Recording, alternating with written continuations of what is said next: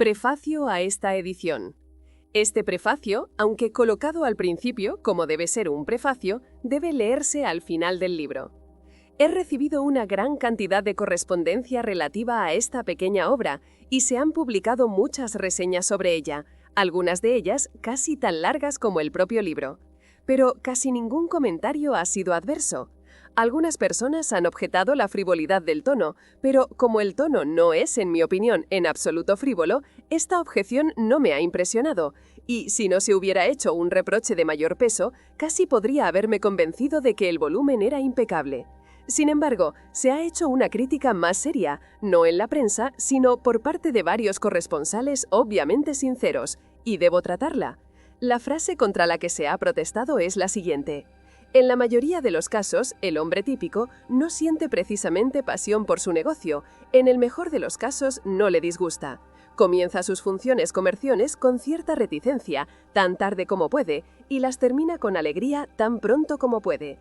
Y sus motores, mientras se dedica a sus negocios, rara vez están a pleno rendimiento. Me aseguran, con acentos de inequívoca sinceridad, que hay muchos hombres de negocios, no solo los que ocupan altos cargos o tienen buenas perspectivas, sino modestos subordinados sin esperanza de estar nunca mucho mejor, que sí disfrutan de sus funciones empresariales, que no las eluden, que no llegan a la oficina lo más tarde posible y se van lo más temprano posible, que, en una palabra, ponen toda su fuerza en su jornada de trabajo y están realmente fatigados al final de la misma. Estoy dispuesta a creerlo, lo creo, lo sé, siempre lo he sabido. Tanto en Londres como en provincias me ha tocado pasar largos años en situaciones de subordinación en los negocios y no se me escapó el hecho de que una cierta proporción de mis compañeros mostraba lo que equivalía a una honesta pasión por sus deberes y que, mientras se dedicaban a esos deberes, vivían realmente al máximo de lo que eran capaces. Pero sigo convencido de que estos individuos afortunados y felices, más felices quizás de lo que suponían, no constituían ni constituyen una mayoría, ni nada parecido a una mayoría. Sigo convencido de que la mayoría de los hombres de negocios decentes y concienzudos, hombres con aspiraciones e ideales, no se van a casa, por regla general, realmente cansados. Sigo convencido de que ponen no tanto, sino tan poco de sí mismos como pueden, conscientemente en ganarse la vida, y que su vocación les aburre más que les interesa. Sin embargo, admito que la minoría es lo suficientemente importante como para merecer atención, y que no debería haberla ignorado tan completamente como lo hice. Toda la dificultad de la minoría trabajadora fue expresada en una sola frase coloquial por uno de mis corresponsales. Escribió: tengo tanto interés como cualquiera en hacer algo para superar mi programa, pero permítame decirle que cuando llego a casa a las 6:30 de la tarde no estoy ni mucho menos tan fresco como usted parece imaginar. Ahora bien, debo señalar que el caso de la minoría, que se lanza con pasión y gusto a su tarea empresarial diaria, es infinitamente menos deplorable que el caso de la mayoría, que pasa sin entusiasmo y sin fuerzas por su jornada oficial. Los primeros están menos necesitados de consejos sobre cómo vivir. En todo caso, durante su jornada oficial de, digamos, 8 horas, están realmente vivos. Sus motores están dando la totalidad de los caballos de potencia indicados.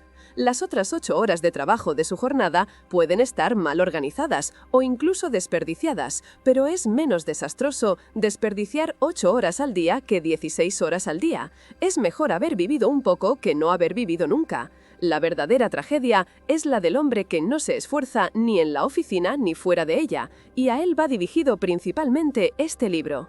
Pero, dice el otro hombre más afortunado, aunque mi programa ordinario es mayor que el suyo, yo también quiero superar mi programa. Estoy viviendo un poco, quiero vivir más, pero realmente no puedo hacer otro día de trabajo además de mi jornada oficial. El hecho es que yo, el autor, debería haber previsto que atraería con más fuerza a los que ya tenían un interés en la existencia.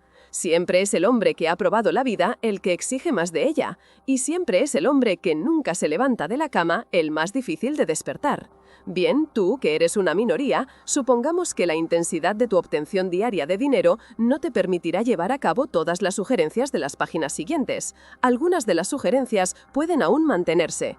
Admito que tal vez no puedas utilizar el tiempo empleado en el viaje a casa por la noche, pero la sugerencia para el viaje a la oficina por la mañana es tan practicable para usted como para cualquiera. Y ese intervalo semanal de 40 horas, desde el sábado hasta el lunes, es tan tuyo como de los demás, aunque una ligera acumulación de cansancio te impida emplear en él la totalidad de tus caballos de potencia. Queda, pues, la parte importante de las 3 o más tardes a la semana. Usted me dice rotundamente que está demasiado cansado para hacer algo fuera de su programa por la noche. A lo que le respondo rotundamente que si su trabajo diario ordinario es así de agotador, entonces el equilibrio de su vida es erróneo y debe ser ajustado. Las facultades de un hombre no deben ser monopolizadas por su trabajo diario ordinario. ¿Qué hay que hacer entonces? Lo más obvio es eludir tu ardor por el trabajo diario ordinario mediante un ardiz. Emplea tus motores en algo más allá del programa antes y no después de emplearlos. Programa mismo. Brevemente, levántate más temprano por la mañana. Usted dice que no puede. Dices que es imposible que te acuestes más temprano por la noche. Hacerlo alteraría a toda la casa. No creo que sea del todo imposible acostarse más temprano por la noche. Creo que si persiste en levantarse más temprano y la consecuencia es la insuficiencia de sueño, pronto encontrará la manera de acostarse más temprano. Pero mi impresión es que las consecuencias de levantarse más temprano no serán una insuficiencia de sueño. Mi impresión, cada vez más fuerte, es que el sueño es en parte una cuestión de hábito y de dejadez. Estoy convencido de que la mayoría de la gente duerme tanto como lo hace porque no tiene ninguna otra diversión. ¿Cuántas horas de sueño cree usted que obtiene diariamente el poderoso y saludable hombre que a diario recorre su calle al mando de la furgoneta de Carter Patterson? He consultado a un médico sobre este punto. Es un médico que durante 24 años ha tenido una gran consulta general en un gran y floreciente suburbio de Londres, habitado exactamente por personas como usted y yo. Es un hombre cortante y su respuesta fue cortante. La mayoría de la gente duerme de forma estúpida. Continuó dando su opinión de que 9 de cada 10 hombres tendrían mejor salud y se divertirían más en la vida si pasaran menos tiempo en la cama. Otros médicos han confirmado este juicio, que por supuesto no se aplica a los jóvenes en crecimiento. Levántese una hora y media o incluso 2 horas antes y, si debe hacerlo, retírese antes cuando pueda. En cuanto a la superación de los programas, lograrás tanto en 1 hora de la mañana como en 2 horas de la tarde. Pero, dice usted, no podría empezar sin algo de comida y sin sirvientes. Seguramente, mi querido señor, en una época en que una excelente lámpara de alcohol, incluyendo una cacerola, puede comprarse por menos de un chelín, no va a permitir que su mayor bienestar dependa de la precaria cooperación inmediata de una criatura. Instruya a la compañera, sea quien sea, por la noche. Dígale que ponga una bandeja en un lugar adecuado durante la noche. Sobre esa bandeja 2 galletas, una taza y un platillo, una caja de cerillas y una lámpara de alcohol. Sobre la lámpara, la cacerola. Sobre la cacerola, la tapa, pero girada al revés. Sobre la tapa invertida, la pequeña tetera, que contiene una diminuta cantidad de hojas de té. A continuación, tendrás que encender una cerilla. Eso es todo. En 3 minutos el agua hierve y se vierte en la tetera, que ya está caliente. En 3 minutos más, el té está infusionado. Puedes empezar el día mientras lo bebes. Estos detalles pueden parecer triviales para el necio, pero para el reflexivo no lo serán.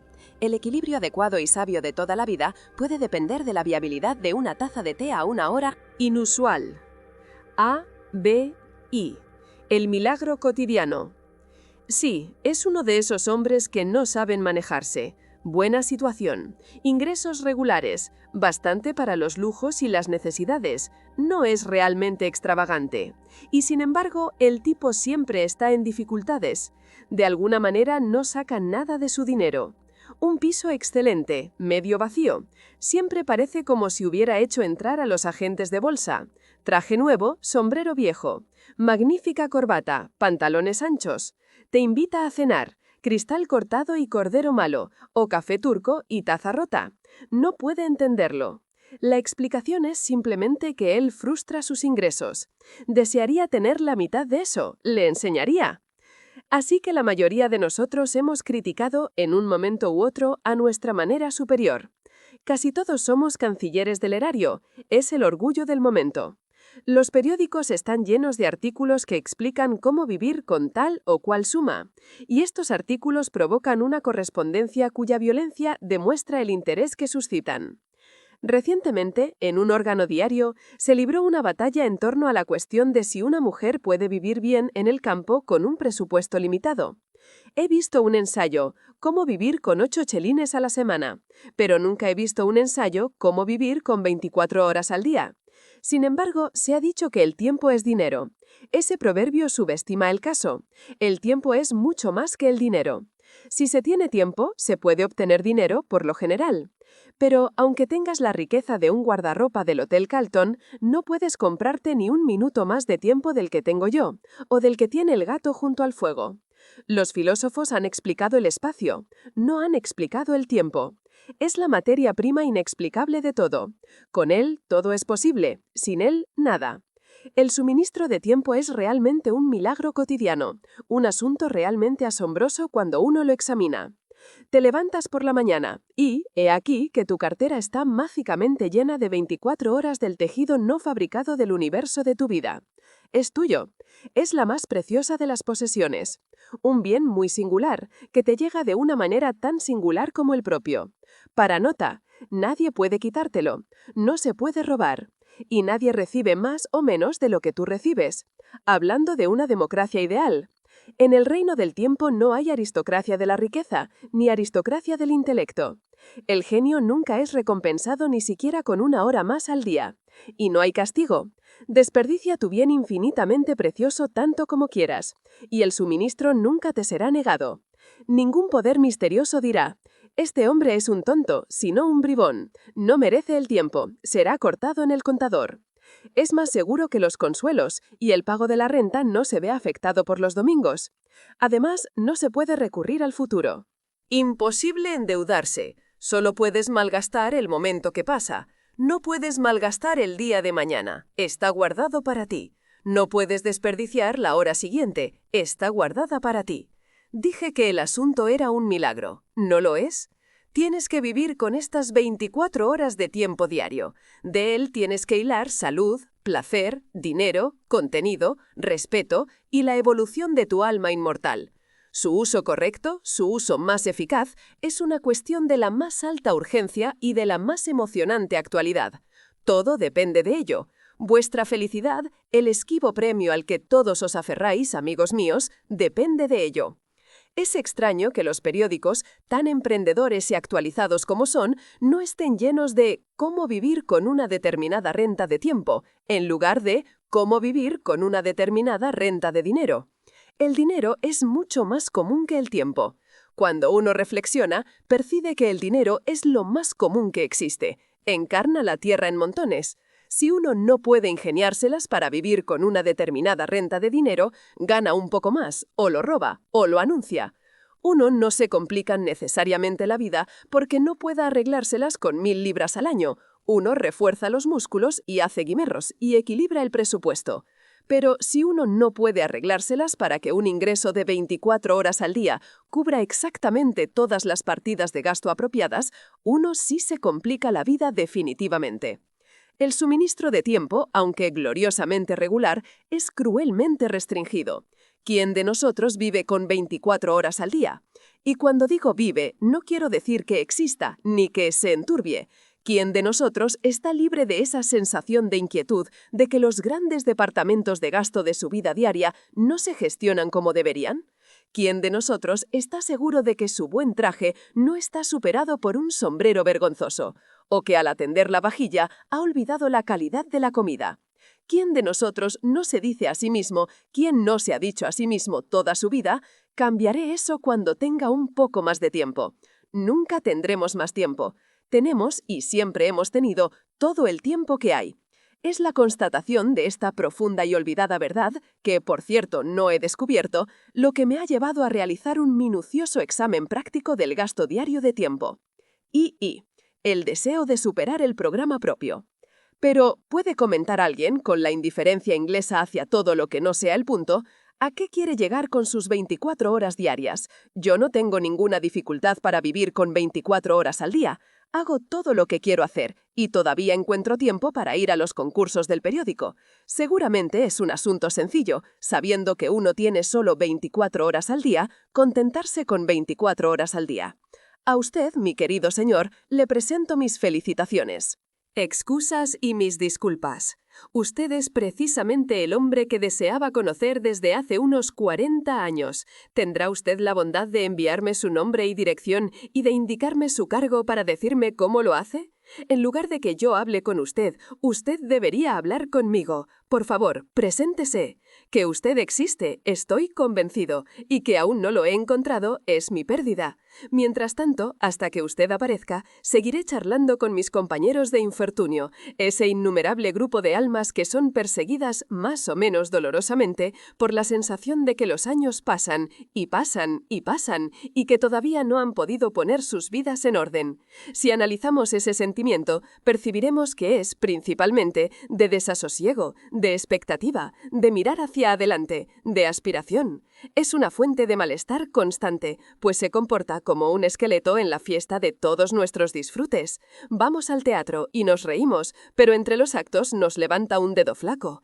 Nos apresuramos violentamente a coger el último tren, y mientras nos enfriamos una larga temporada en el andén esperando el último tren, pasea sus huesos arriba y abajo a nuestro lado y pregunta: «Oh, hombre, ¿qué has hecho con tu juventud? ¿Qué haces con tu edad?». Se puede insistir en que este sentimiento de continua mirada hacia adelante, de aspiración, forma parte de la vida misma, y es inseparable de la vida misma. Es cierto, pero hay grados. Un hombre puede desear ir a la Meca. Su conciencia le dice que debe ir a la Meca. Se pone en marcha, ya sea con la ayuda de Cook o sin ayuda. Probablemente Nevera llegue a la Meca. Puede ahogarse antes de llegar a Port Said. Puede perecer sin gloria en la costa del Mar Rojo. Su deseo puede quedar eternamente frustrado. La aspiración insatisfecha siempre le molestará, pero no será atormentado de la misma manera que el hombre que, deseando llegar a la Meca y acosado por el deseo de llegar a la Meca, nunca sale de Brixton. Algo es haber dejado Brixton. La mayoría de nosotros no ha salido de Brixton. Ni siquiera hemos cogido un taxi para ir a Ludgate Circus y preguntar en Cooks el precio de una visita guiada. Y nuestra excusa para nosotros mismos es que solo hay 24 horas en el día. Si analizamos más a fondo nuestra vaga e incómoda aspiración, creo que veremos que surge de una idea fija, de que debemos hacer algo además de las cosas que estamos leal y moralmente obligados a hacer. Estamos obligados por diversos códigos escritos a mantenernos a nosotros mismos y a nuestras familias, si las hay, con salud y comodidad, a pagar nuestras deudas, a ahorrar, a aumentar nuestra prosperidad incrementando nuestra eficiencia. Una tarea suficientemente difícil, una tarea que muy pocos consiguen, una tarea que a menudo está más allá de nuestra capacidad. Sin embargo, si lo logramos, como a veces sucede, no estamos satisfechos. El esqueleto sigue con nosotros. E incluso cuando nos damos cuenta de que la tarea está más allá de nuestra habilidad, de que nuestras facultades no pueden hacer frente a ella, sentimos que deberíamos estar menos descontentos si le diéramos a nuestras facultades ya sobrecargadas algo más que hacer. Y así es, de hecho, el hecho. El deseo de realizar algo fuera de su programa formal es común a todos los hombres que en el curso de la evolución se han elevado más allá de cierto nivel. Hasta que no se haga un esfuerzo para satisfacer ese deseo, la sensación de espera incómoda de que comience algo que no ha comenzado seguirá perturbando la paz del alma. Ese deseo ha recibido muchos nombres. Es una forma del deseo universal de conocimiento. Y es tan fuerte que hombres que han dedicado toda su vida a la adquisición sistemática de conocimientos se han visto impulsados por él a sobrepasar los límites de su programa en busca de más conocimientos. Incluso Herbert Spencer, en mi opinión la mente más grande que jamás haya existido, se vio a menudo obligado por ella a entrar en agradables remansos de investigación. Me imagino que en la mayoría de las personas que son conscientes del deseo de vivir, es decir, las personas que tienen curiosidad intelectual, la aspiración de superar los programas formales toma una forma literaria. Les gustaría embarcarse en un curso de lectura. Es evidente que el pueblo británico es cada vez más literario, pero me gustaría señalar que la literatura no abarca en absoluto todo el campo del conocimiento, y que la inquietante sed de mejorar uno mismo, de aumentar los conocimientos, puede saciarse muy bien al margen de la literatura. De las distintas formas de saciarlas me ocuparé más adelante. Aquí me limito a señalar a quienes no tienen una simpatía natural por la literatura que esta no es el único pozo. 3. Precauciones antes de empezar. Ahora que he conseguido, si es que lo he conseguido, persuadirte de que te persigue constantemente una insatisfacción reprimida con tu propia organización de la vida cotidiana, y que la causa primordial de esa insatisfacción inconveniente es la sensación de que cada día dejas sin hacer algo que te gustaría hacer y que de hecho siempre esperas hacer cuando tengas más tiempo, y ahora que he llamado su atención sobre la evidente y deslumbrante verdad de que nunca tendrás más tiempo, puesto que ya tiene todo el tiempo que hay, espera que le revele algún secreto maravilloso por el que pueda acercarse al ideal de una organización perfecta del día, y por el que, por lo tanto, se deshaga de esa inquietante y desagradable decepción diaria de las cosas que se quedan sin hacer. No he encontrado ese maravilloso secreto, ni espero encontrarlo, ni espero que nadie lo encuentre nunca. Está sin descubrir. Cuando comenzaste a recoger mi deriva, tal vez hubo un resurgimiento de la esperanza en tu pecho. Tal vez se dijo así, tal vez, sí mismo. Este hombre me mostrará una manera fácil y poco fatigoso de hacer lo que tanto tiempo he deseado en vano. Ay, no. El hecho es que no hay un camino fácil, ni un camino real. El camino a la Meca es extremadamente duro y pedregoso. Y lo peor de todo es que nunca se llega a él. El paso previo más importante a la tarea de organizar la vida de uno para poder vivir plena y cómodamente dentro de su presupuesto diario de 24 horas es la serena comprensión de la extrema dificultad de la tarea, de los sacrificios y del interminable esfuerzo que exige. No puedo insistir demasiado en esto. Si usted se imagina que podrá alcanzar su ideal planificando ingeniosamente un horario con un bolígrafo en un papel, será mejor que abandone la esperanza de inmediato. Si no estás preparado para los desalientos y las desilusiones, si no te conformas con un pequeño resultado para un gran esfuerzo, entonces no empieces. Acuéstate de nuevo y retoma el sueño intranquilo que llamas tu existencia. Es muy triste, ¿verdad? Muy deprimente y sombrío. Y sin embargo, creo que es bastante bueno, también, esta necesidad de la tensión de la voluntad antes de que se pueda hacer algo que valga la pena. A mí me gusta bastante, siento que es lo principal que me diferencia del gato junto al fuego. Bien, dice usted, suponga que estoy preparado para la batalla. Asuma que he sopesado y comprendido cuidadosamente sus pesados comentarios. ¿Cómo empiezo? Estimado señor, simplemente se empieza. No hay un método mágico para empezar. Si un hombre que está en el borde de un baño y quiere saltar al agua fría le preguntara, ¿cómo empiezo a saltar? Usted simplemente respondería, simplemente salta, agarra tus nervios y salta. Como he dicho anteriormente, la principal belleza del suministro constante de tiempo es que no puedes desperdiciarlo por adelantado.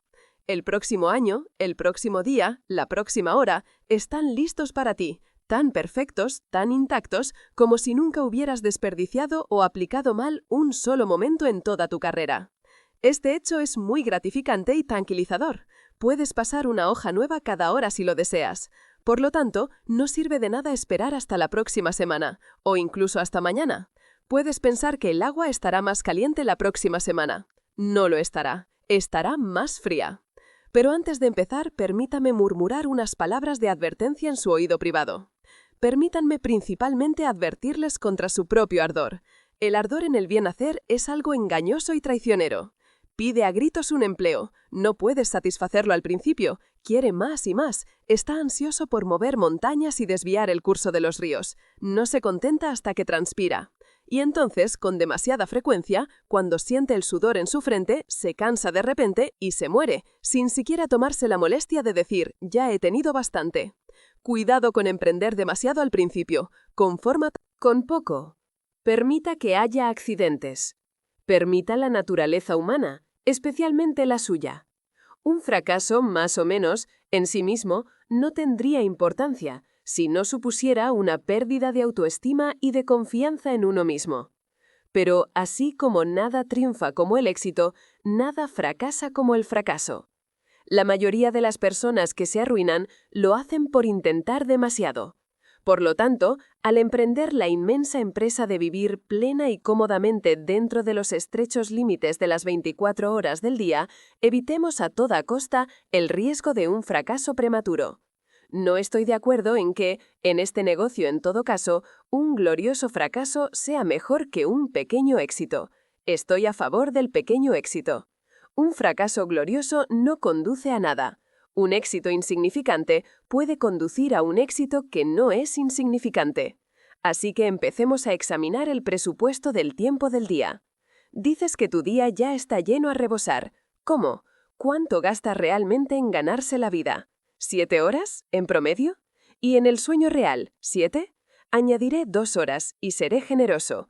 Y te desafío a que me des cuenta de las 8 horas restantes. 4. La causa de los problemas. Para abordar de una vez la cuestión del gasto de tiempo en toda su actualidad, debo elegir un caso individual para examinarlo. Solo puedo tratar un caso, y ese caso no puede ser el caso medio, porque no existe el caso medio, como no existe el hombre medio. Cada hombre y cada caso de hombre es especial. Pero si tomo el caso de un londinense que trabaja en una oficina, cuyo horario de oficina es de 10 a 6 y que pasa 50 minutos por la mañana y por la noche viajando entre la puerta de su casa y la de su oficina, me habré acercado a la media tanto como los hechos lo permitan. Hay hombres que tienen que trabajar más tiempo para vivir, pero hay otros que no tienen que trabajar tanto. Afortunadamente, el aspecto financiero de la existencia no nos interesa aquí. Para nuestro propósito actual, el empleado con 1 libra a la semana está exactamente tan bien como el millonario de Carlton House Terrace. Ahora bien, el gran y profundo error que mi hombre típico comete con respecto a su día es un error de actitud general, un error que vicia y debilita 2/3 de sus energías e intereses. En la mayoría de los casos, no siente precisamente pasión por su negocio. En el mejor de los casos, no le disgusta. Comienza sus funciones empresariales con desgana, tan tarde como puede, y las termina con alegría, tan pronto como puede. Y sus motores, mientras se dedica a sus negocios, rara vez están a su máxima potencia. Sé que seré acusado por los lectores enfadados de difamar al trabajador de la ciudad, pero conozco bastante bien la ciudad y me atengo a lo que digo.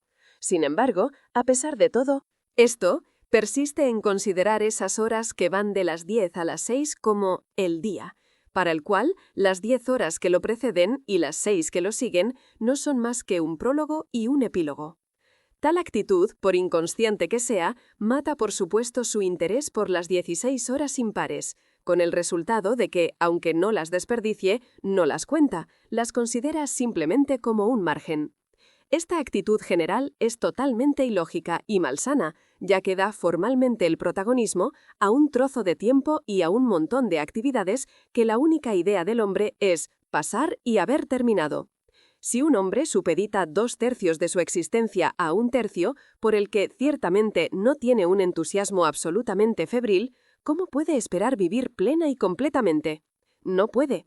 Si mi hombre típico desea vivir plena y completamente, debe, en su mente, organizar un día dentro de un día. Y este día interior, una caja china en una caja china más grande, debe comenzar a las 6 de la tarde y terminar a las 10 de la mañana.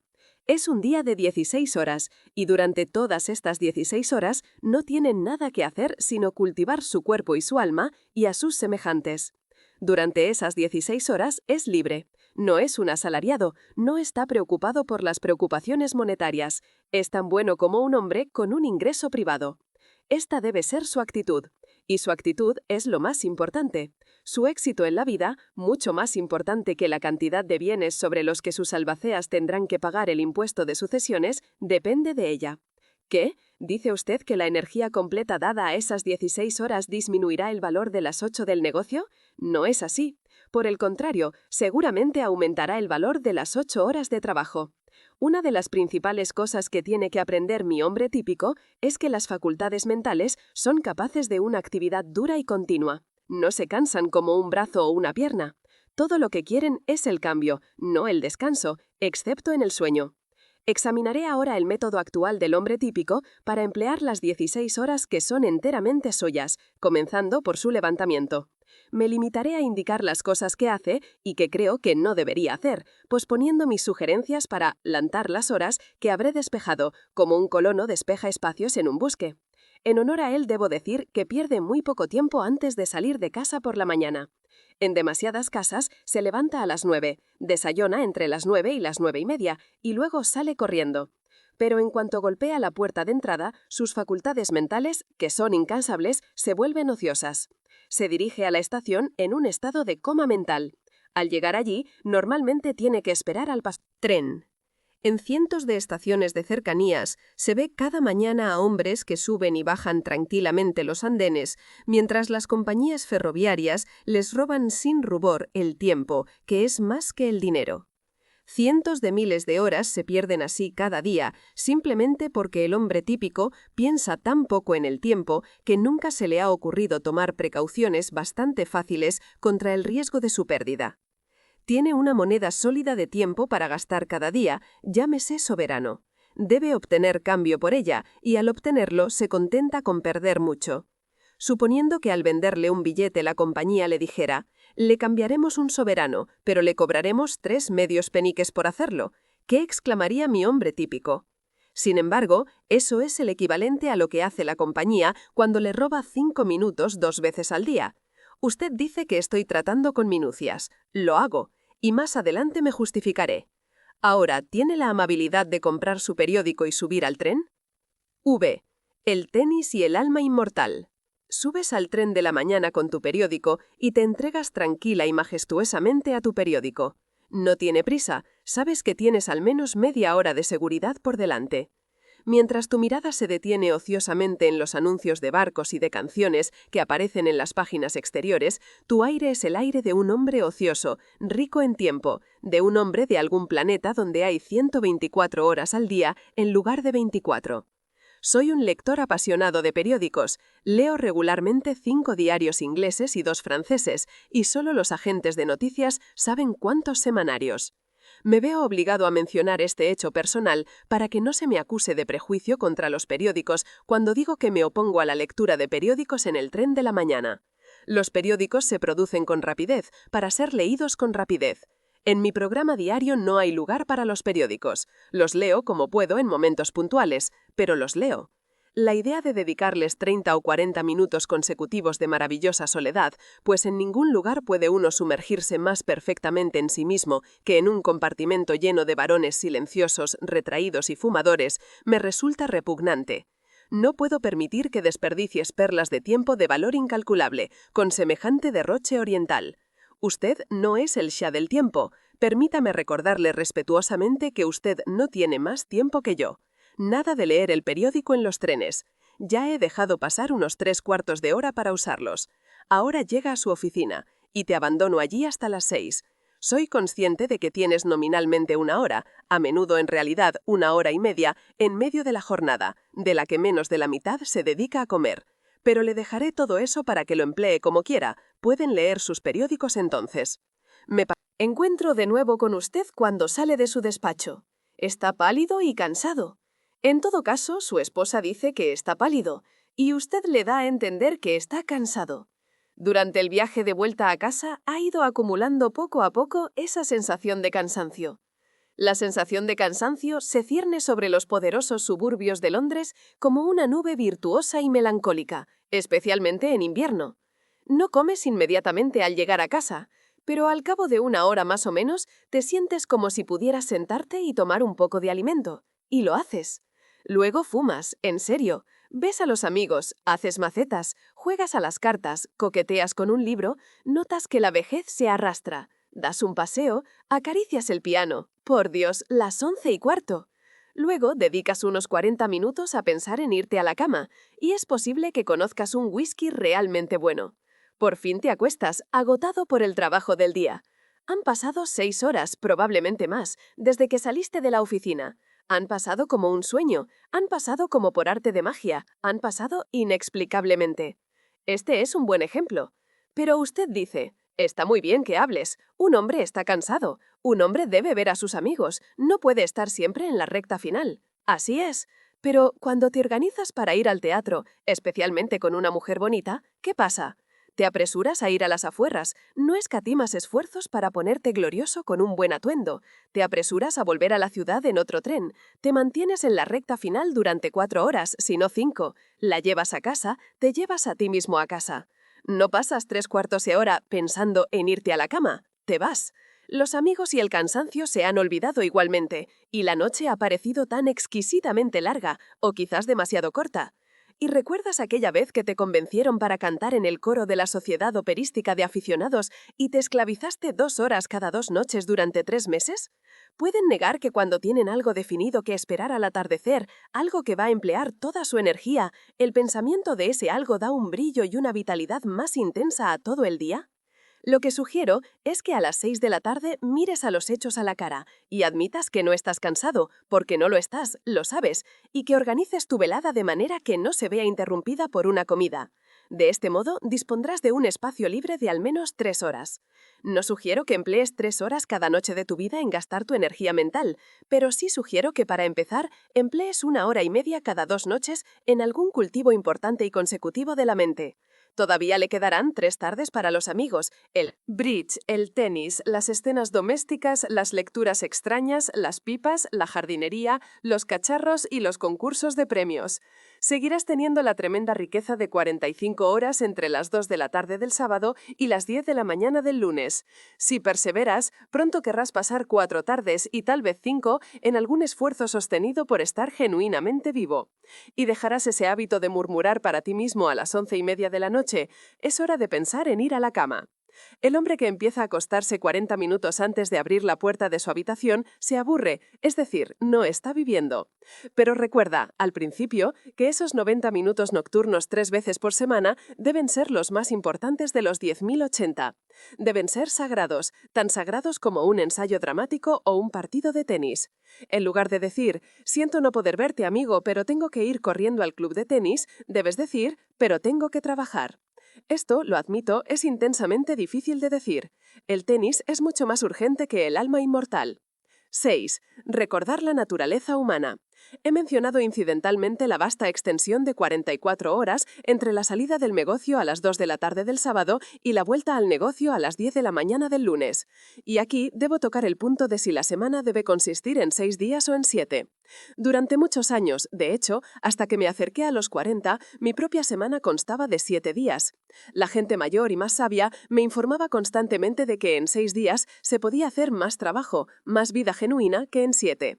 Y es cierto que ahora, con un día de cada 7 en el que no sigo ningún programa y no hago ningún esfuerzo salvo el que me dicta el capricho del momento, aprecio intensamente el valor moral de un descanso semanal. Sin embargo, si tuviera que rehacer mi vida, volvería a hacer lo que he hecho. Solo los que han vivido a tope los 7 días de la semana durante mucho tiempo pueden apreciar toda la belleza de una ociosidad regular y recurrente. Además, estoy envejeciendo, y es una cuestión de edad. En casos de abundante juventud y excepcional energía y deseo de esfuerzo, debería decir sin vacilar, sigue adelante, día tras día. Pero en el caso medio debería decir, limita tu programa formal, superprograma quiero decir, a 6 días a la semana. Si se encuentra deseando extenderlo, extiéndalo, pero solo en proporción a su deseo. Y cuente el tiempo extra como una ganancia inesperada, no como un ingreso regular, para que pueda volver a un programa de 6 días sin la sensación de ser más pobre, de ser un reincidente. Veamos ahora en qué punto nos encontramos. Hasta ahora hemos marcado para ahorrar del despilfarro de días media hora al menos en 6 mañanas a la semana y 1 hora y media en 3 tardes a la semana. En total, 7 horas y media a la semana. Propongo conformarme con esas 7 horas y media por el momento. ¿Qué? ¿Gritas? ¿Pretendes enseñarnos a vivir y solo te ocupas de 7 horas y media de 168? ¿Vas a hacer un milagro con tus 7 horas y media? Pues bien, para no andarse con rodeos, lo voy a hacer, si usted tiene la amabilidad de permitírmelo. Es decir, voy a pedirle que intente una experiencia que, aunque es perfectamente natural y explicable, tiene todo el aire de un milagro. Mi argumento es que el uso completo de esas 7 horas y media acelerará toda la vida de la semana, le añadirá entusiasmo y aumentará el interés que usted siente incluso en las ocupaciones más banales. Practicáis ejercicios físicos durante solo 10 minutos por la mañana y por la tarde, y sin embargo, no os sorprendéis cuando vuestra salud y fuerza física se ven afectadas beneficiosamente cada hora del día, y toda vuestra perspectiva física cambia. ¿Por qué habríais de asombraros de que un promedio de más de 1 hora al día dedicado a la mente pueda animar permanente y completamente toda la actividad de la mente?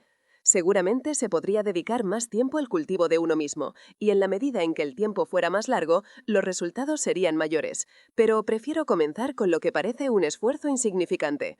No es realmente un esfuerzo insignificante, como descubrirán aquellos que aún no lo han ensayado. Despejar incluso 7 horas y media de la selva es pasablemente difícil, porque hay que hacer algún sacrificio. Uno puede haber gastado el tiempo mal, pero lo ha gastado, ha hecho algo con él, por muy desacertado que haya sido ese algo. Hacer otra cosa significa un cambio de hábitos, y los hábitos son una mierda que hay que cambiar. Además, cualquier cambio, aunque sea mejor, siempre va acompañado de inconvenientes y molestias. Si te imaginas que podrás dedicar 7 horas y media a la semana a un esfuerzo serio y continuo y seguir viviendo tu antigua vida, te equivocas. Repito que será necesario algún sacrificio y una inmensa dosis de voluntad.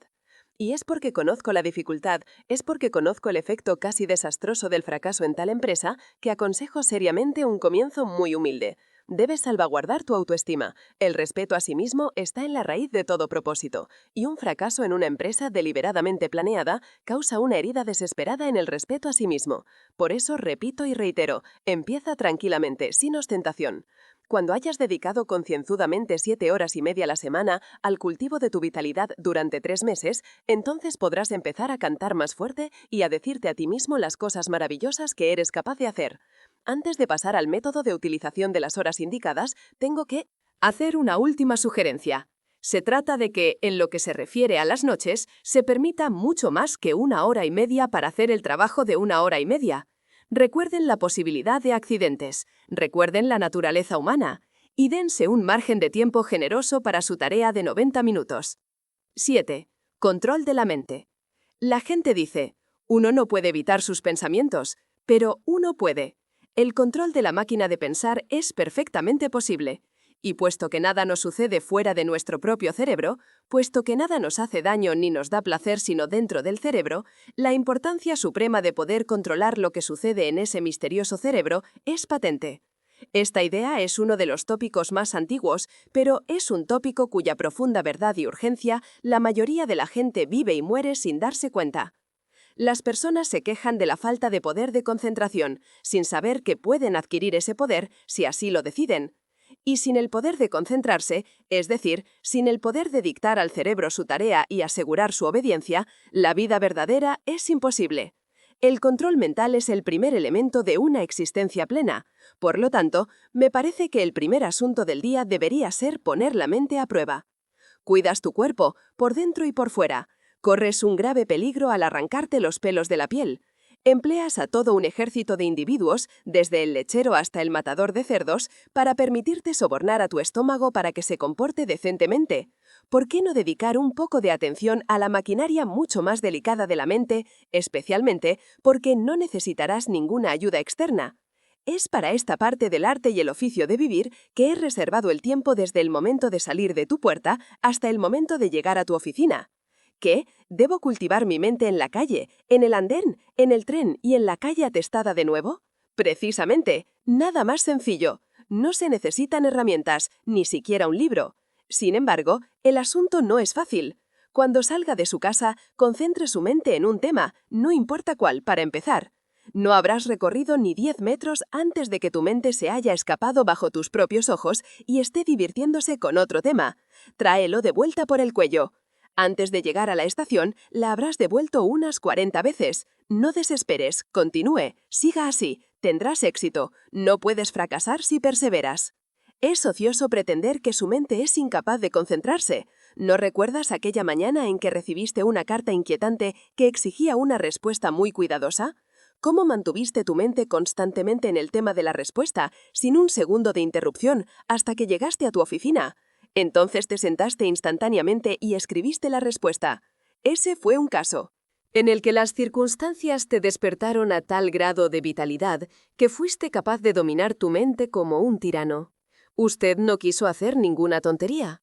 Insististe en que su trabajo debía hacerse, y su trabajo se hizo, mediante la práctica regular de la concentración, para la cual no hay ningún secreto, salvo el secreto de la perseverancia. Puedes tiranizar tu mente, que no es la parte más elevada de ti, cada hora del día y en cualquier lugar. El ejercicio es muy conveniente. Si subieras a tu tren matutino con un par de mancuernas para tus músculos o una enciclopedia en 10 volúmenes para tu aprendizaje, probablemente excitarías las observaciones. Pero mientras caminas por la calle, o te sientas en un rincón del compartimento detrás de una pipa, o cuelgas la correa en el subterráneo, ¿quién va a saber que estás realizando el más importante de los actos cotidianos? ¿Qué asnal puede reírse de ti? No me importa en qué te concentres, siempre que te concentres. Lo que cuenta es la mera disciplina de la máquina de pensar. Pero aún así, puedes matar 2 pájaros de un tiro y concentrarte en algo útil. Sugiero, es solo una sugerencia, un pequeño capítulo de Marco Aurelio o Epicteto. No se avergüence de sus nombres, se lo ruego. En lo que a mí respecta, no conozco nada más actual, más repleto de sentido común, aplicable a la vida diaria de personas sencillas como tú y yo, que odian los aires, las poses y las tonterías, que Marco Aurelio o Epicteto. Lee un capítulo, y son tan cortos los capítulos, por la noche y concéntrate en él a la mañana siguiente. Ya lo verás. Sí, amigo mío, es inútil que intentes disimular el hecho. Puedo oír tu cerebro como un teléfono al oído. Te estás diciendo a ti mismo: este tipo lo estaba haciendo bastante bien hasta su 7º capítulo. Había empezado a interesarme ligeramente. Pero lo que dice sobre el pensamiento en trenes y la concentración y demás no es para mí. Puede estar bien para algunas personas, pero no está en mi línea. Es para usted, repito apasionadamente, es para usted. De hecho, usted es el hombre al que me dirijo. Si desecha la sugerencia, desechará la sugerencia más valiosa que jamás se le haya ofrecido.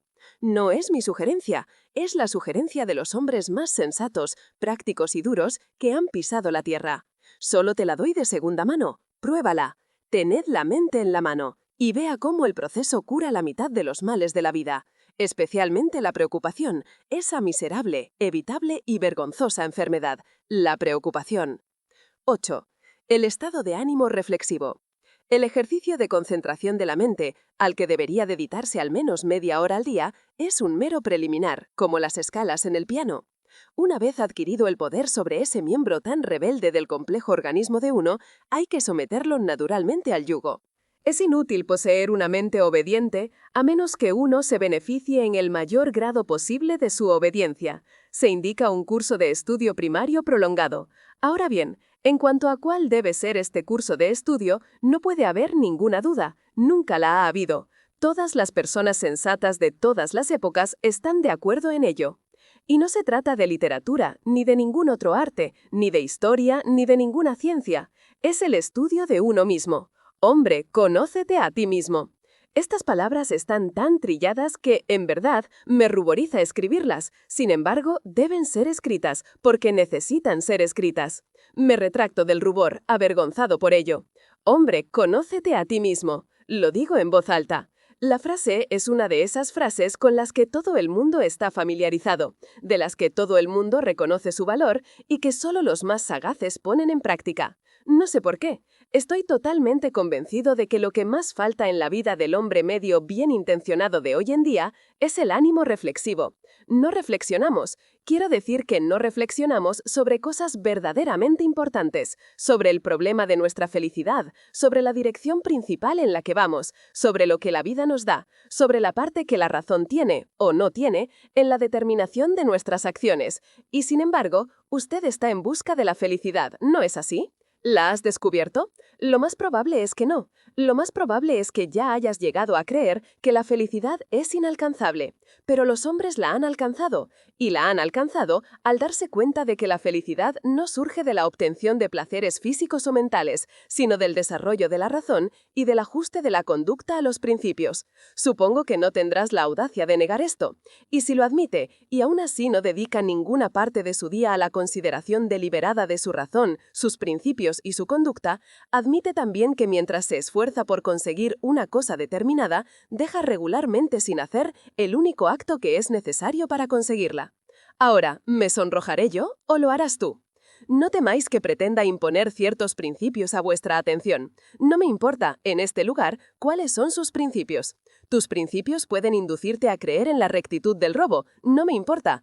Todo lo que insisto es que una vida en la que la conducta no concuerda bastante bien con los principios es una vida tonta, y que la conducta solo puede hacerse concordar con los principios por medio del examen, la reflexión y la resolución diarios. Lo que lleva a la tristeza permanente de los ladrones es que sus principios son contrarios al robo. Si creyeran de verdad en la excelencia moral del robo, la servidumbre penal les supondría simplemente muchos años felices. Todos los mártires son felices, porque su conducta y sus principios concuerdan. En cuanto a la razón, que hace la conducta y no es ajena a la elaboración de los principios, desempeña un papel mucho menor en nuestras vidas de lo que creemos. Se supone que somos razonables, pero somos mucho más instintivos que razonables. Y cuanto menos reflexionemos, menos razonables seremos. La próxima vez que te enfades con el camarero porque tu filete está demasiado hecho, pídele a la razón que entre en el gabinete de tu mente y consúltale. Probablemente le dirá que el camarero no cocinó el bistec y que no tenía ningún control sobre la cocción del bistec, y que incluso si él fuera el único culpable, usted no logró nada bueno al enfadarse, simplemente perdió su dignidad, quedó como un tonto a los ojos de los hombres sensatos y enfureció al camarero, mientras que no produjo ningún efecto en el bistec. El resultado de esta consulta con la razón, por la que ella no cobra, será que cuando una vez más su filete esté demasiado cocido, trate al camarero como a un compañero, permanecerá tranquilo con un espíritu amable e insistirá cortésmente en tener un nuevo filete. La ganancia será evidente y sólida. En la formación o modificación de los principios y en la práctica de la conducta, se puede obtener mucha ayuda de los libros impresos, publicados a partir de 6 peniques cada uno. En mi último capítulo mencioné a Marco Aurelio y a Epicteto. Algunas obras aún más conocidas vendrán enseguida a la memoria. También puedo mencionar a Pascal, La Bruyère y Emerson. En cuanto a mí, no me pillan de viaje sin mi Marco Aurelio. Sí, los libros son valiosos, pero la lectura de libros no sustituirá un examen diario, sincero y honesto de lo que uno ha hecho recientemente y de lo que va a hacer, de una mirada firme a uno mismo en la cara, por muy desconcertante que sea la visión. ¿Cuándo se llevará a cabo este importante asunto? La soledad del viaje nocturno a casa me parece adecuada para ello. Un estado de ánimo reflexivo sigue naturalmente al esfuerzo de haberse ganado la vida del día. Por supuesto, si en lugar de ocuparse de un deber elemental y profundamente importante, prefiere leer el periódico, que podría leer igualmente mientras espera la cena, no tengo nada que decir, pero debe atenderlo en algún momento del día. Ahora llego a las horas de la noche. 9. El interés por las artes. Muchas personas siguen un curso regular e ininterrumpido de ociosidad por las tardes porque piensan que no hay otra alternativa a la ociosidad que el estudio de la literatura, y no tienen por casualidad un gusto por la literatura. Esto es un gran error. Por supuesto que es imposible o en todo caso muy difícil estudiar adecuadamente cualquier cosa sin la ayuda de libros impresos. Pero si uno desea comprender las profundidades del bridge o de la navegación a vela, no debería dejar de leer los mejores libros sobre bridge o navegación a vela por su falta de interés en la literatura. Por lo tanto, debemos distinguir entre la literatura y los libros que tratan temas no literarios. Ya hablaré de la literatura a su debido tiempo. Permítanme ahora señalar a aquellos que nunca han leído a Meredith y que son capaces de permanecer impasibles ante una discusión sobre si el señor Stephen Phillips es o no un verdadero poeta, que están perfectamente en su derecho. No es un crimen no amar la literatura, no es un signo de imbecilidad. Los mandarines de la literatura ordenarán la ejecución instantánea del desafortunado individuo que no comprenda, por ejemplo, la influencia de Wordsworth en Tennyson, pero eso no es más que su desfachatez. ¿Dónde estarían, me pregunto, si se les pidiera que explicaran las influencias que contribuyeron a la Sinfonía Patética de Tchaikovsky? Existen enormes campos de conocimiento al margen de la literatura que darán magníficos resultados a los cultivadores. Por ejemplo, ya que acabo de mencionar la pieza más popular de la música de clase alta en Inglaterra hoy en día, me recuerdan que los conciertos de Promenade comienzan en agosto. Usted va a ellos, fuma su cigarro o su cigarrillo y lamento decir que enciende sus cerillas durante los suaves compases de la obertura de Lohengrin y disfruta de la música, pero dices que no sabes tocar el piano o el violín, ni siquiera el banjo. ¿Qué importa eso? Que usted tiene un verdadero gusto por la música lo demuestra demuestra el hecho de que, para llenar su sala con usted y sus compañeros, el director se ve obligado a proporcionar programas de los que se excluye casi por completo la mala música, un cambio con respecto a los viejos tiempos del Covent-Garden. Ahora bien, tu incapacidad para interpretar la oración de la doncella en un piano no tiene por qué impedirte familiarizarte con la construcción de la orquesta que escuchas un par de noches a la semana durante un par de meses. Tal y como están las cosas, probablemente piense en la orquesta como una masa heterogénea de instrumentos que producen una masa sonora confusa y agradable. No escucha los detalles porque nunca ha entrenado sus oídos para escuchar los detalles. Si le pidieran que nombrara los instrumentos que tocan el gran tema del principio de la sinfonía en do menor, no podría nombrarlos ni por asomo. Sin embargo, admiras la sinfonía en do menor, te ha emocionado, te volverá a emocionar. Incluso has hablado de ella en un estado de ánimo expansivo con esa señora, ya sabes a quién me refiero. Y todo lo que puede afirmar sobre la sinfonía en do menor es que Beethoven la compuso y que es una cosa muy buena. Ahora bien, si usted ha leído, por ejemplo, el libro del señor Krechbiel, Cómo escuchar música, que puede conseguirse en cualquier librería por menos del precio de un puesto en la Alhambra, y que contiene fotografías de todos los instrumentos orquestales y planos de la disposición de las orquestas. A continuación, asistiría a un concierto de paseo con una asombrosa intensificación del interés por el mismo. En lugar de una masa confusa, la orquesta se le presentaría como lo que es, un organismo maravillosamente equilibrado cuyos diversos grupos de miembros tienen cada uno una función diferente e indispensable. Se espiarían los instrumentos y se escucharían sus respectivos sonidos. Conocerías el abismo que separa un corno francés de un corno inglés y percibirías por qué un intérprete de oboe recibe salarios más altos que un violinista, aunque el violín sea el instrumento más difícil. Vivirías en un concierto de paseo mientras que antes te limitabas a existir allí en un estado de coma beatífico, como un bebé que contempla un objeto brillante. Se podrían sentar las bases de un conocimiento genuino y sistemático de la música. Podrías especializar tus investigaciones en una forma particular de música, como la sinfonía o en las obras de un compositor en particular. Al final de un año de 48 semanas de 3 breves veladas cada una, combinadas con el estudio de los programas y la asistencia a conciertos elegidos a partir de tus crecientes conocimientos, sabrías realmente algo de música, aunque estuvieras tan lejos como siempre de hacer sonar la oración de la doncella en el piano. «Pero yo odio la música», dices. Mi querido señor, le respeto. Lo que se aplica a la música se aplica a las otras artes. Podría mencionar cómo mirar los cuadros del señor Clermont Witt o cómo juzgar la arquitectura del señor Russell Sturgis como comienzos, solo comienzos, de un conocimiento sistemático vitalizante, en otras artes cuyos materiales de estudio abundan en Londres. «Odio todas las artes», dice usted. Mi querido señor, le respeto cada vez más.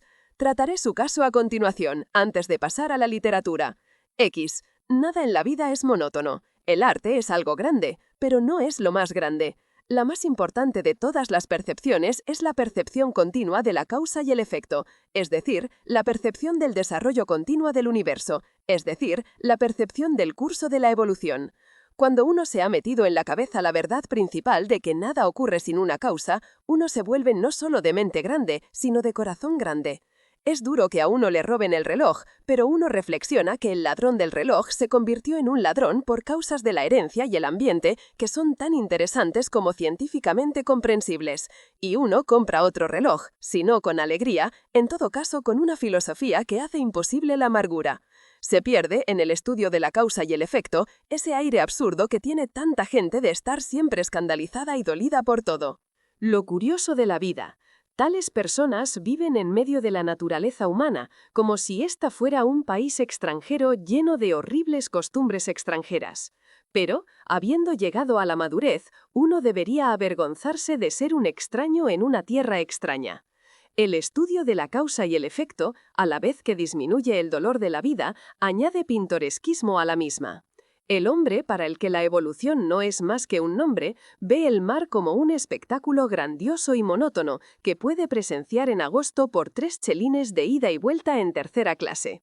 El hombre, que está imbuido de la idea de desarrollo, de causa y efecto continuos, percibe en el mar un elemento que en el antes de ayer de la geología era vapor, que ayer estaba hirviendo y que mañana será inevitablemente hielo. Percibe que un líquido no es más que algo que está en camino de ser sólido, y le penetra un sentido de la tremenda y cambiante pintoresquidad de la vida.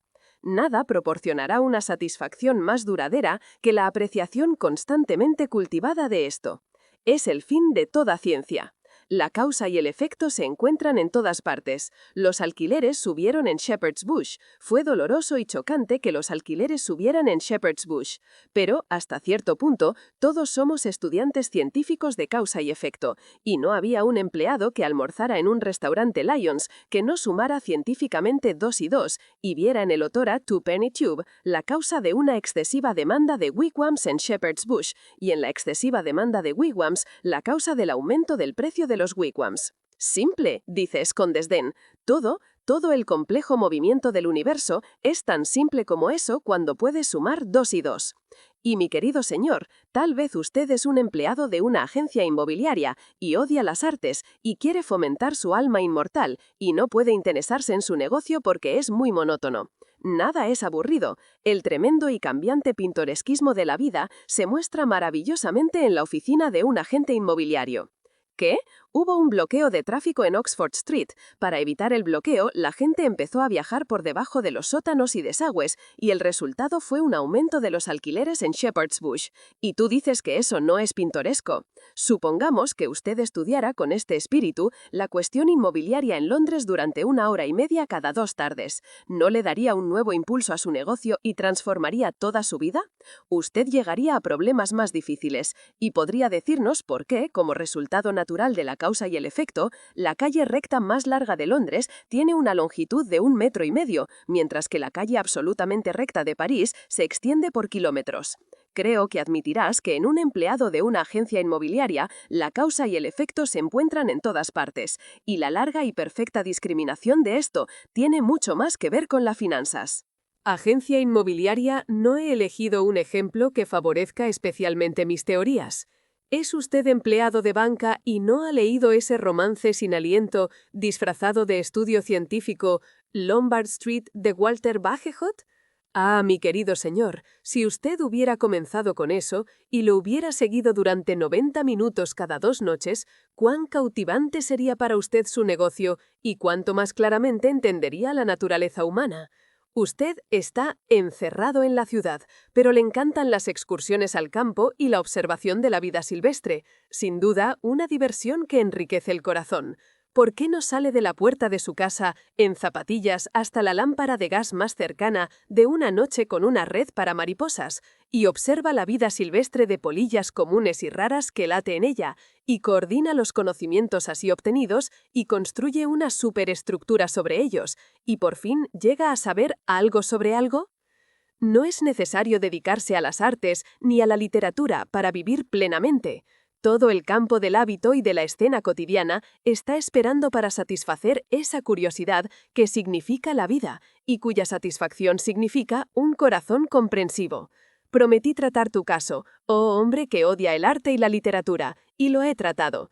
Paso ahora al caso de la persona, felizmente muy común, que sí gusta de la lectura. 11. La lectura seria. Las novelas están excluidas de la lectura seria, de modo que el hombre, que empeñado en superarse, ha decidido dedicar 90 minutos 3 veces por semana a un estudio completo de las obras de Charles Dickens, hará bien en modificar sus planes. La razón no es que las novelas no sean serias, algunas de las grandes literaturas del mundo se presentan en forma de prosa, sino que las malas novelas no deberían leerse, y que las buenas novelas nunca exigen ninguna aplicación mental apreciable por parte del lector. Solo las partes malas de las novelas de Meredith son difíciles. Una buena novela te hace avanzar como un bote por un arroyo, y llegas al final, quizás sin aliento, pero sin agotamiento. Las mejores novelas implican el menor esfuerzo. Ahora bien, en el cultivo de la mente, uno de los factores más importantes es precisamente la sensación de esfuerzo, de dificultad, de una tarea que una parte de ti está ansiosa por realizar y otra parte de ti está ansiosa por eludir, y esa sensación no se puede conseguir al enfrentarse a una novela.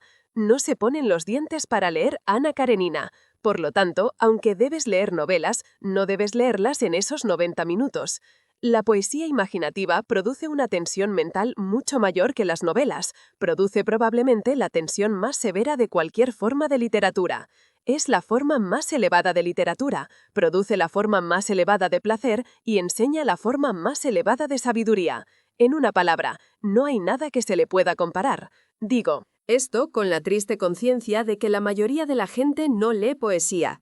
Estoy convencido de que muchas personas excelentes, si se enfrentaran a las alternativas de leer El paraíso perdido y dar la vuelta a Trafalgar Square al mediodía, de rodillas y vestidos de saco, elegirían la prueba del ridículo público. Aún así, nunca dejaré de aconsejar a mis amigos y enemigos que lean poesía antes que nada. Si la poesía es lo que se llama un libro sellado para usted, comience por leer el famoso ensayo de Hazlitt sobre la naturaleza de la poesía en general. Es lo mejor de su género en inglés, y nadie que lo haya leído puede tener la idea errónea de que la poesía es una tortura medieval, o un elefante loco, o un arma que se dispara sola y mata a 40 pasos. De hecho, es difícil imaginar el estado mental del hombre que, después de leer el ensayo de Hazlitt, no desee urgentemente leer algo de poesía antes de su próxima comida. Si el ensayo le inspira así, le sugiero que empiece con la poesía puramente narrativa. Hay una novela inglesa infinitamente mejor, escrita por una mujer, que cualquier otra de George Eliot o de las Brontes, o incluso de Jane Austen, que quizás no haya leído. Su título es Aurora Leigh, y su autor, E.B. Browning. Está escrito en verso y contiene una cantidad considerable de poesía realmente buena. Decidan leer ese libro hasta el final, aunque se mueran por él. Olvídate de que se trata de buena poesía. Léelo simplemente por la historia y las ideas sociales. Y cuando lo haya hecho, pregúntese honestamente si todavía le disgusta la poesía. He conocido a más de una persona a la que Aurora Leigh le ha servido para demostrar que al suponer que odiaba la poesía, estaba totalmente equivocada. Por supuesto, si después de Hazlitt y de un experimento de este tipo hecho a la luz de Hazlitt, finalmente se asegura que hay algo en usted que es antagónico a la poesía, debe contentarse con la historia o la filosofía.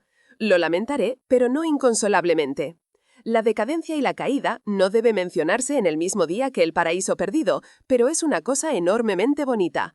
Y los primeros principios de Herbert Spencer simplemente se ríen de las pretensiones de la poesía y se niegan a ser aceptados como algo más majestuoso de cualquier mente humana. No sugiero que ninguna de estas obras sea adecuada para un principiante en las tensiones mentales, pero no veo ninguna razón por la que cualquier hombre de inteligencia media no pueda, tras un año de lectura continuada, estar en condiciones de asaltar las obras maestras de la historia o la filosofía. La gran conveniencia de las obras maestras es que son tan asombrosamente lúcidas. No sugiero ninguna obra en particular como comienzo. El intento sería inútil en el espacio de mi mando. Pero tengo dos sugerencias generales. De cierta importancia. La primera es definir la dirección y el alcance de sus esfuerzos. Elija un periodo limitado, o un tema limitado, o un solo autor. Dígase a sí mismo: voy a saber algo sobre la Revolución Francesa, o el auge del ferrocarril, o las obras de John Keats. Y durante un periodo determinado, que debe establecerse de antemano, limítese a su elección. El placer de ser un especialista es muy grande. La segunda sugerencia es pensar además de leer. Conozco a personas que leen y por todo el bien que les hace, podrían también cortar el pan y la mantequilla. Se aficionan a la lectura como los mejores hombres se aficionan a la bebida. Atraviesan las tierras de la literatura en un coche de motor, con el único objetivo de moverse. Te dirán cuántos libros han leído en un año. A menos que dediques al menos 45 minutos a una reflexión cuidadosa y fatigosa, al principio es un terrible aburrimiento, sobre lo que estás leyendo, tus 90 minutos de una noche son principalmente desperdiciados. Esto significa que tu ritmo será lento. No te preocupes, olvídate de la meta, piensa solo en el país que te rodea, y después de un tiempo, tal vez cuando menos lo esperes, te encontrarás de repente en una encantadora ciudad sobre una colina. 12. Peligros a evitar. No puedo terminar estos consejos, a menudo, me temo, demasiado didácticos y bruscos, sobre el pleno aprovechamiento del tiempo para el gran fin de vivir, a diferencia de vegetar, sin referirme brevemente a ciertos peligros que acechan al sincero aspirante a la vida. El primero es el terrible peligro de convertirse en la persona más odiosa y menos soportable, un mojigato. Ahora bien, un mojigato es un tipo pertinaz que se da aires de sabiduría superior, Un mojigato es un tonto pomposo que ha salido a dar un paseo ceremonial y sin saberlo ha perdido una parte importante de su atuendo, a saber, su sentido del humor. Un mojigato es un individuo tedioso que, habiendo hecho un descubrimiento, está tan impresionado por su descubrimiento que es capaz de disgustarse gravemente porque el mundo entero no está tan bien impresionado por él. Convertirse inconscientemente en un mojigato es algo fácil y fatal. Por lo tanto, cuando uno se lanza a la empresa de utilizar todo su tiempo, es bueno recordar que el tiempo propio, y no el de los demás, es el material con el que uno tiene que tratar, que la Tierra rodaba con bastante comodidad antes de que uno empezara a hacer un balance de las horas, y que seguirá rodando con bastante comodidad tanto si uno tiene éxito como si no en su nuevo papel de canciller del Tesoro. Es mejor no hablar demasiado de lo que uno está haciendo y no traicionar una tristeza demasiado apenada ante el espectáculo de un mundo entero que deliberadamente desperdicia tantas horas de cada día y por lo tanto nunca vida realmente. Al final se descubrirá que al ocuparse de uno mismo se ha hecho todo lo que se podía hacer. Otro peligro es el de estar atado a un programa como un esclavo a una carroza. No hay que dejar que el programa se escape con uno, hay que respetarlo, pero no hay que adorarlo como un fetiche. Un programa de empleo diario no es una religión. Esto parece obvio. Sin embargo, conozco a hombres cuyas vidas son una carga para ellos mismos y una carga angustiosa para sus familiares y amigos simplemente porque no han sabido apreciar lo obvio. «Oh no», he oído exclamar a la esposa martirizada. «Arthur siempre saca al perro a hacer ejercicio a las 8 y siempre empieza a leer a las 9 menos cuarto, así que es imposible que, etcétera, etcétera». Y la nota de absoluta finalidad en esa voz quejumbrosa revela la insospechada y ridícula tragedia de una carrera. Por otra parte, un programa es un programa, y si no se le trata con deferencia, deja de ser algo más que una pobre broma. Tratar el programa de uno con la cantidad exacta de deferencia, vivir sin demasiada ni poca elasticidad, es apenas el asunto simple que puede parecer a los inexpertos. Y otro peligro más es el de desarrollar una política de prisas, de obsesionarse poco a poco con lo que hay que hacer a continuación. De este modo, uno puede llegar a existir como en una prisión, y su vida puede dejar de ser propia. Uno puede sacar al perro a pasear a las 8 y meditar todo el tiempo sobre el hecho de que uno debe comenzar a leer a las 9 menos cuarto y que no debe llegar tarde. Y la ruptura ocasional y deliberada del programa no ayudará a arreglar las cosas.